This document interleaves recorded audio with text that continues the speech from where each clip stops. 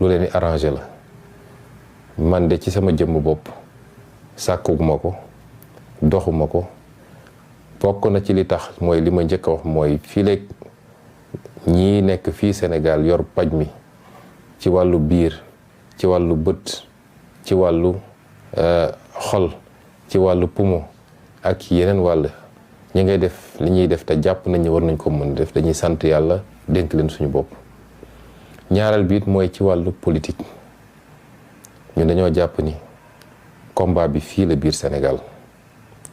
te bu ñu fàtte mukk ni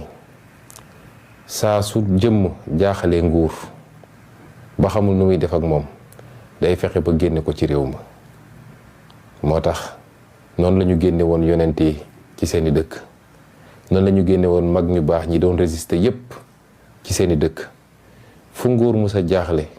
ba xamul nu muy def ak nit rek day fexe ba mu génn dëkk bi, te ñaare boo xasee ba génn dëkk bi mun nañu jafeel dellusi bi ci biir réew mi. moo tax nun duñu génn réew mi, combat bi fii la.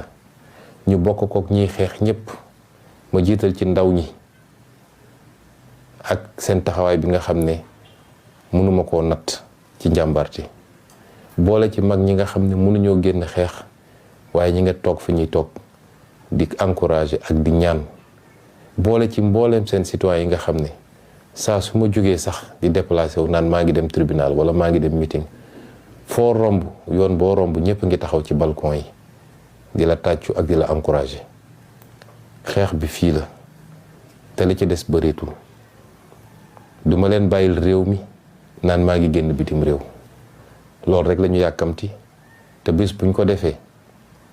dinañu yeggali seen liggéey, mooy xool nu ñuy doggalee li fi nekk ci résistance, xool nu ñuy def ba cibler ñi ñu war a cibler. moo tax fii la ñuy toog ak ñoom